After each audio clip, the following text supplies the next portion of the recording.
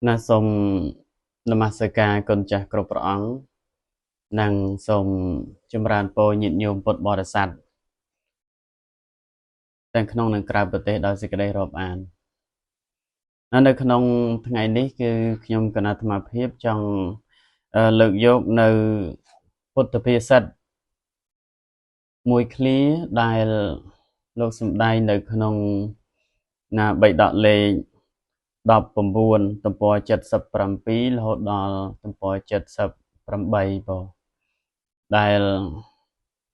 នេះគឺជាការដកស្រង់ណាចាបត្រៃ3ដកដោយលោកគ្រូរៃស្រៀងហ្នឹងហើយអញ្ចឹងទេខ្ញុំកណាអាត្មាភាពឃើញសេចក្តីល្អនៅក្នុងពុទ្ធភាសិតដែលនេះនៅក្នុងសភៅរបស់លោកគ្រូរៃស្រៀងនេះខ្ញុំកណាក៏នឹកឃើញថាចង់ចែករំលែកនៅចំណេះដឹងណាបែបពុទ្ធសាសនាហើយក៏នឹកឃើញថាចង់ចេះចង់ដឹងចង់យល់នៅអត្ថរសនៃព្រះធម៌របស់ព្រះសម្មាសម្ពុទ្ធផងនោះក៏នឹកឃើញថាក៏លើកយកនៅពុទ្ធភាសិតនេះមកចែករំលែកដល់ញាតិញោមណាពុទ្ធបរិស័ទទាំងអស់ដើម្បីបានជាគតិពិចារណានៅក្នុងដំណើរជីវិតរបស់យើងចឹងចង់ដឹងថា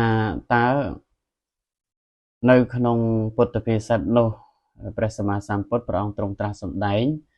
ណាផ្ដោតសំខាន់ទៅលើអ្វីហើយមានអត្ថន័យយ៉ាងណាចឹងនៅក្នុងនោះគឺលោកបានសម្ដែងថាប្រយោជន៍ទាំងឡាយតែងកន្លងហួសមនុស្សដែលលះបង់ចោលនៅការងារដោយពោលអាងថាវេលានេះត្រជាក់ណាស់ណាក្តៅណាស់ល្ងាចណាស់អញ្ចឹងនៅក្នុងអត្ថន័យនៃព្រះគាថានេះគឺមាន3ដែលសំខាន់ទី1គឺត្រជាក់ណាស់ទី2គឺក្តៅណាស់ទី3គឺល្ងាចណាស់អញ្ចឹងលោកថាប្រយោជន៍ទាំងឡាយដែលកន្លងហួស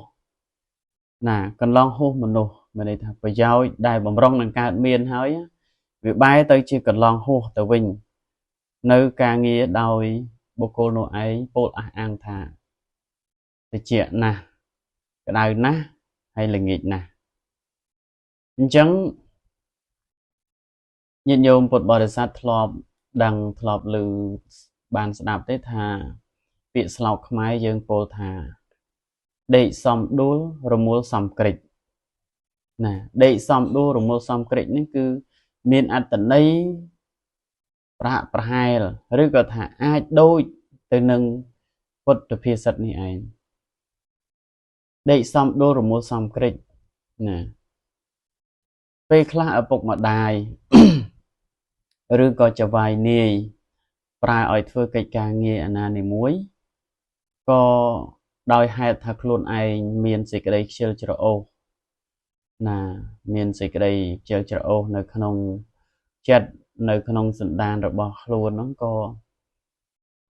ទៅជាពោលពាក្យទាំងនោះតបជាមួយនឹងអ្នកដែល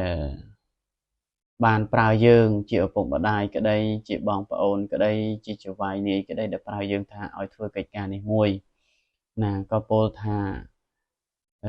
កុំតន់អាចធ្វើអីដោយសារឥឡូវនេះត្រជាក់ពេកណាត្រជាក់ណាស់មិនតន់អាចធ្វើការទេហ្នឹងហើយចាំតិចទៀតឬក៏ថាបើកថ្ងៃតិចទៀតមករៀងក្តៅល្មមចាំធ្វើណានេះជាលេសមួយហ្នឹងគឺ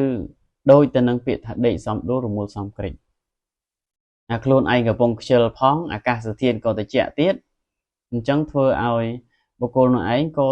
តបតមាត់តបតសម្ដីទៅថាកុំតន់អាចធ្វើអីដោយសារឥឡូវនេះវារៀងត្រជាក់ណាវារៀងត្រជាក់បន្តិចចាំក្តៅតិចទៀតទៅចាំយើងធ្វើណាមិនអីទេការងារតិចតួចឬក៏ការងារប៉ុណ្ណឹងធ្វើតែមួយផ្លែតឬក៏ប៉ុណ្ណេះម៉ោងប៉ុណ្ណោះម៉ោងអាចរួចហើយណាប៉ុន្តែលេសបែបនេះគឺมันអាចឲ្យបុគ្គលនោះឯងសម្រេចនៅប្រយោជន៍នោះបានទេអញ្ចឹង bây giờ từng lai từng buông từng lai nó có rồi mấy rồi sạch ăn đại ngay những bị bộc cô đại miền lẻ bài này mua tiền bao mình kết tha thì chạ tế ụ ta hồ thả ngày cầm bông tà rè đào nè cả nghe đại prong nâng sầm rạch ta hơi pe đại mê rồi cái chủ vài nè pra từ hơi có bô thà lời này cái đào na mê nè đào na ông toàn ao lấy trăm thì chạm tới tới trăm thơ nè lời này ngày tròn rồi cái ngày chê nó ngày cầm bông tại cái đào khăn nè ông toàn ao thôi ấy nè ở ấy thì em từ tua khó trâu rồi cả nghe nâng trăm thì chạm tích nhầm thơ ấy về khá bị từng on đi còn tay chỉ cả đo xa thì đó chẳng tới ti bom phốt à vậy để ban son để ra nó chăm thì chạm tích nhé chăm thì chạm tích lời nó cũng cả đầu trăm là hô đo từ ngày là nghi đo từ là nghi hồi nó càng nghi nó có ban xong rồi chẳng phải chơi bạn dân dân bà chị chân lẽ bài này cứ mình ai xem lại phải giỏi bạn này phải giàu rương rau ca nghe thằng lại đại bom rong than năng xem lại hỏi bài tới chia mình xem lại mình chăm lâu đó là nghề hay đọc là nghề để coi thà ca nghe nó là nghề nó ai xem lại bạn này nè tái bom rong năng thơ đó là cái thằng là nghề na ta hỏi nè là nghề na ta hỏi cũng toàn ao thối chăm bật tầm đó đấy nè chẳng chắp đau tăng pi thì trẻ là hột đòn cả đau na nè trong cái nói cứ là nghịch na chẳng càng nghe tầng on nâng cứ mình ai xong lại bạn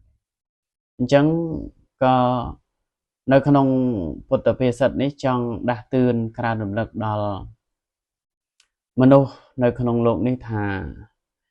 là bao sân chỉ dương trong xong lại cạch ca ở vây anh à để mùi nó có cua cùng vô nơi lẻ tầng ở đây đạt được không luôn nè này gì đôi clay tới cao sạch chẹ sẽ cái đây chill cho ô nè chill cho ô chẳng sẽ cái đây chill cho ô lẻ tầng lai tầng buông đại lượng là tầng ở bàn mà đấy cứ mình ai nhang phải giao ôi sầm rạch bán đào nẹ bàn tê nè chẳng đam bay ơi sầm rạch bán thơ thơ vàng mấy nè chẳng lẽ hay nơi à lẽ từng lai từng buông đó nghe nè thì chuyện na cái đau na rương còn là nghịch na ca nghe khla mình tràn vào màn thế ai sầm rạch bàn không rồi dẹp về trâm tay cả lạc máu từ mùi mỏng bàn con tay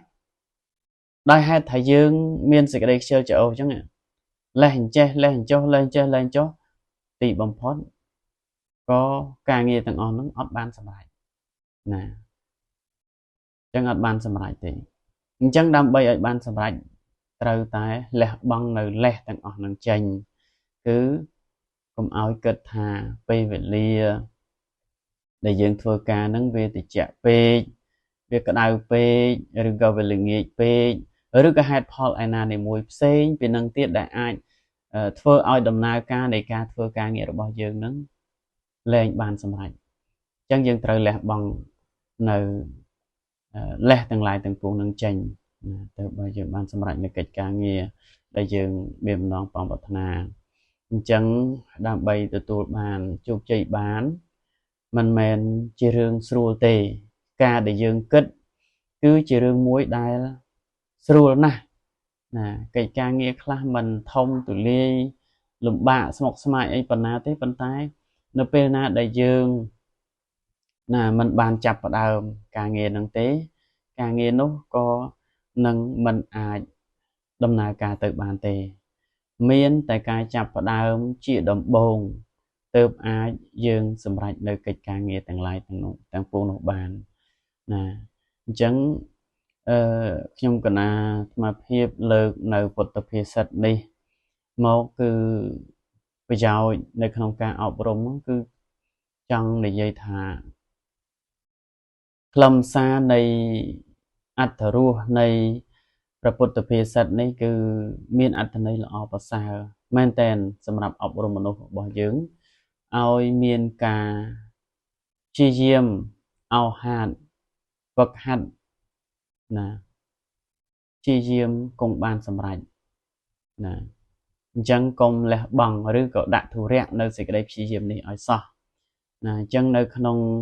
ព្រះពុទ្ធភាសិតនេះគឺមានអត្ថន័យល្អចង់អប់រំឲ្យមនុស្សយើងចេះឧស្សាហ៍ណាពាក្យចាស់មួយលោកពោលថា